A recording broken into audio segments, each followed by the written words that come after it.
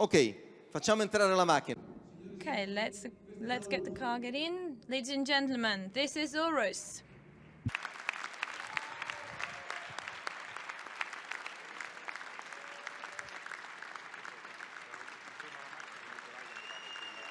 Ah, sì.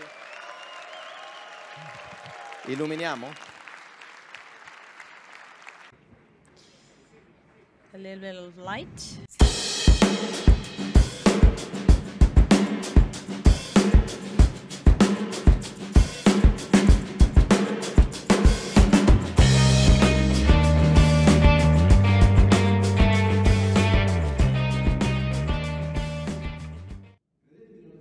Believe me, this is not easy at all, but it's more interesting, more stimulating. So let's now get to the technical core of the car. So I can give the floor to Maurizio Reggiani, our Research and Development Director, in order for him to explain the most important technical features of this car.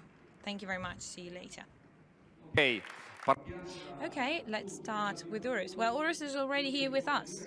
What I wanted to tell you is that it was a great challenge for us in the Research and Development Department, namely to find a way to inoculate the DNA of a super sports car, of a Huracan or Aventador, into such a car, in an Urus, an SUV car, which put two question marks. First of all, the height of the car, because the gravity center is very high, and the weight of this car, the mass, which is much bigger than, of course, a normal car. Our goal was to have the same DNA. Another important thing is that it must be a car that is able to move and to be driven in all road surface circumstances and conditions. So we needed a vehicle that can be used in a city, on a road, as well as on a racetrack, using the accelerator pedal, the brakes and the suspensions and any dynamic element of the vehicle in the most perfect way. But this is not enough. We needed a vehicle that can be driven on earth, stones, gravel, like a rally car, without any compromises. The other challenge we had to face was to have a car that is able to surf on desert dunes. So with a special setup, this car can exploit its power and drive completely on dunes, on sand, and on any other road surface. And last but not least, low grip conditions that you can find wherever in the world, like on snow and ice. This was the goal we had, the task we assigned to our engineers. Then how did we do this? Where did we start? Since I had no graphics behind me, it's difficult to describe it, but when we start with a new project, we always have the radar diagram, which is a way for us to compare different cars and to identify the super sport car's features. So we define the profile of a super sport car by Lamborghini, and we sort of try to understand what the SUV's features are among the top range, the existing top range SUVs. And then we created the profile of Urus by taking the peculiarities of the best SUVs available, keeping it as close as possible to our super sports car. And we came to the profile of Urus, which has the Lamborghini DNA. This way we defined a sort of mission. The mission is composed of individual goals that can be attained. The first one, which is the most important for sure for Lamborghini, is the engine, the very heart of every Lamborghini. For this vehicle, we've selected a V8 twin-turbo 4-liter engine with 650 HP, 850 Newton meters. This is the very first turbo engine in Lamborghini's history, and for us, it was a very tough decision aimed at the very purpose of this car. The turbo was necessary because this car had to be able to do what I've said before, so to be driven on any road surface and overcoming any kind of obstacle. So the gearbox is equipped with an electro-hydraulic torque converter, and it has 8 speeds in order to convert and exploit the maximum power the best way, as I've said before. And in order to guarantee the all-wheel drive, we've introduced a completely new system, which is a central torsion differential, self-locking differential. And for the first time, a torque vectoring rear differential was introduced. This is different because it is not just able to dissipate energy, as it usually happens in differentials when one wheel spins, when it has no grip. With torque vectoring, the torque is transferred to the other axle in order to make it possible to still have drive and to guarantee the best road grip conditions for the vehicle. And the purpose to all of this is, of course, for the vehicle to be on the ground, which means to have systems that make it possible to exploit all of this energy, all of this power. On Urus, for the first time, we've implemented air suspensions, which make it possible to have different ground clearances, which makes it possible to have a lower setting for the car when you want to use it on a racetrack or in a sporty way, or when you use it off-roads, you can lift the car and increase the clearance in order to avoid any possible obstacles on the ground. This is not enough, of course, because also in terms of comfort, the air shock absorbers make it possible to have an optimum filtering when the car is used in a city traffic, for instance, so it guarantees extreme comfort. As you can see, the wheelbase is quite long for this car, so in order to make it more agile, we've introduced the rear wheel steering. This makes it possible for the car to improve its dexterity, and it is as if the wheelbase can radically be shortened by 50 centimeters or so. So you can shorten a wheelbase or lengthen the wheelbase depending on the driving conditions in order to guarantee the best stability conditions under any circumstances. Always on this vehicle, we've introduced the active anti-roll bars, the movable anti-roll bars, which make it possible for the vehicle to change the stiffness of the suspension. So ranging from the typical racetrack conditions where you need stiffer suspensions on both sides or on different sides, or to different stiffness when you have irregular road surfaces in order to adapt to the road surface the best way. The braking system is something you can see straight away. I don't need to describe it. It's the most powerful available braking system in the world. We've got carbon ceramic brakes with 440 millimeters in the front and 370 millimeters in the rear, which makes it possible for such a car to be top performing and be equal to his sisters in a way, to her sisters in a way. We've developed new tires that are completely new with Pirelli. They have a different cross-section in the front and in the rear in order to make it possible for the car to be more agile and flexible, in order for it to be more sporty and to be used on the racetrack and to have a better handling. And in terms of cross-section, you've got 21 inches and 23 inches. And the 23 inches are the biggest tires we have as a standard equipment for a car in the world, actually. This is necessary in order to create the best contact between the driver and the road surface. It is vital for the comfort use, for the tires to filter any irregularities in order to reduce vibrations. But when you use the car on the racetrack, you need the driver to really feel the road surface, to really feel the track.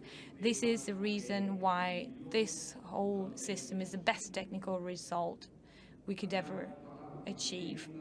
We've been talking about power and how to transfer this power to the ground, but like in every living thing, and a human body as well, what matters is the brain. So how to have full control of this power.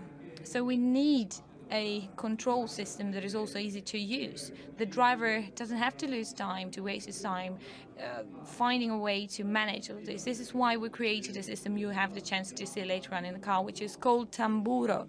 The Tamburo is a cylinder-shaped selector located in the middle of the central tunnel for an ideal ergonomic position for you, so in the most accessible position. And thanks to this system, it is possible to use two levers. The one on the left makes it possible to just click in order to switch between the different driving modes of the car: Strada, Sport, where of course you have more fun to drive. Then you've got the Corsa, which is the most performance-oriented mode, where the engine really becomes wicked and enables you to have a super sport performance.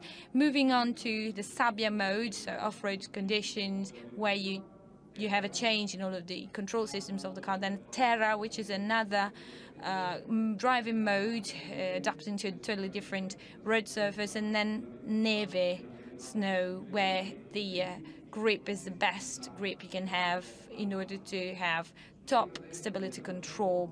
On the right-hand side of the tamburo, there is a function that is called Ego. The Ego makes it possible for the driver to customize his or her own car setup profile. So every one of you will have the chance to drive an Urus, will have the opportunity to customize their own car setup with Ego. And just by clicking the Ego button, you can just activate that profile and drive in the preferred way. Let's go to the last vital element of the Lamborghini's DNA, which is design. Design is paramount. Design is one of the things you must immediately like.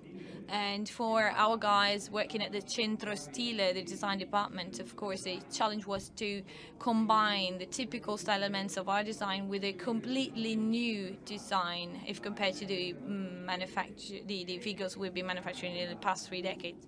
The LM002 is the SUV we launched in the 80s, so 30 years have gone by, during which we've been only manufacturing super sports cars. So the work of the Centro Stile was really tough, and it was redesigning a car with these style elements. And the way we use to measure the design, the way which we use in order to understand whether we've attained this result, is we say every time that a Lamborghini comes, you don't need to read the name or to see the logo. You can immediately tell by the design and by the sound that this is a Lamborghini. This is vital for the success our cars must have.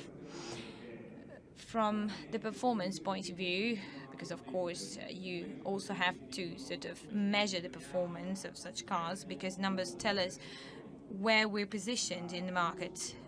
Well, Urus can accelerate from 0 to 100 kilometers per hour in 3.6 seconds. 3.6 seconds is a very, very hard time for supersport cars to reach. Not just that, also the 0 to 200 kilometers per hour, the acceleration is 12.8, and I can assure you that most supersport cars in the market have a hard time reaching it. So, as to the braking performance, you've got 33.7 meters to come to a complete stop, which makes it possible for the car to reach extreme performances. The specific power is 162 HP per liter, and I can assure you this is pretty much because the car is for sure conformant to any world's regulations and emissions requirements. And the top speed is 305 kilometers per hour, so it's the fastest SUV in the world.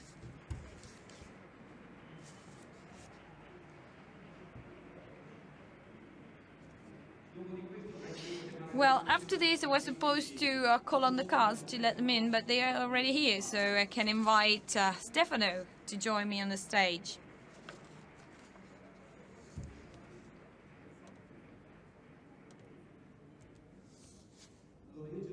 Well, I'll try to be brief, because as you can understand, the situation is quite peculiar, but I think it must give us the right impetus to look forward, to look to the future, because these very moments show what the personality of the women and men is that live such an experience. So,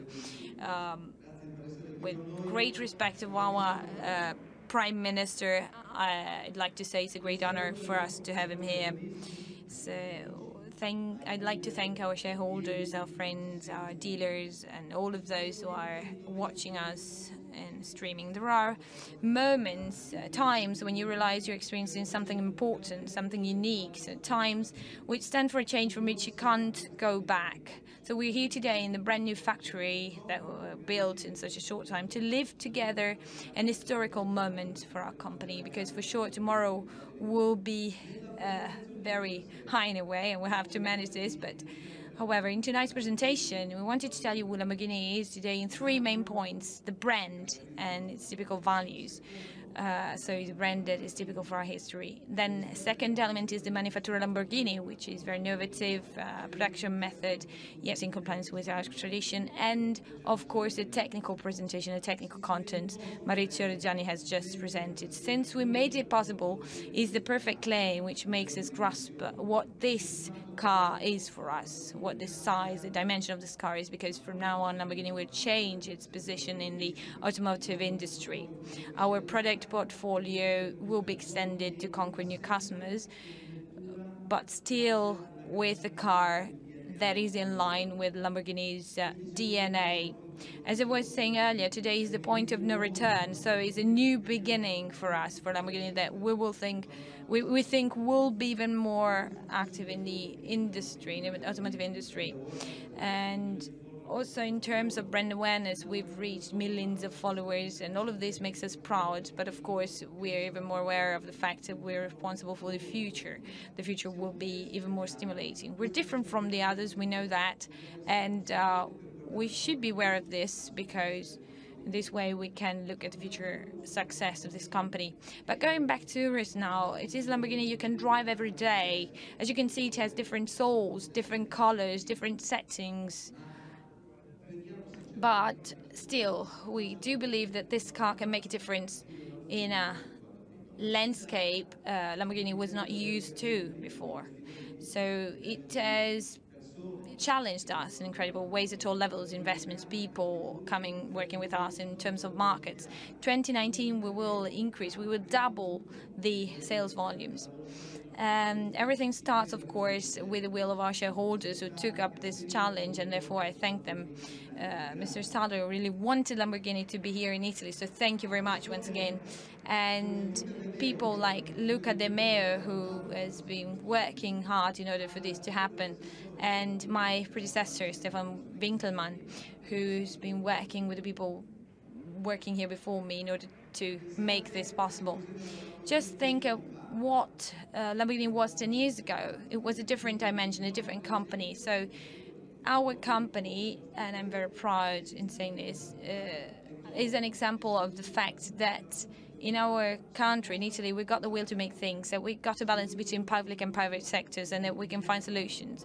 In this sense, we can mention the framework agreement that was signed in spring 2015 by the former President Renzi, Mr. Renzi, whom we thank, by the Minister Guidi, and the region Emilia-Romagna with President Bonaccini, who is here with us, with the metropolitan city and the municipality of Sant'Agata Bolognese with the mayor Vicinelli. I think this is an example, a practical example of the fact that we can do things. And it's important for us to see foreign companies, such as our group, ready to thrive and invest here in Italy. This makes us proud. So thank you once again. I'd like to thank our shareholders for believing in us. But first and foremost, I'd like to thank the women and men working here every day with an unbelievable passion and love. They do make a difference here.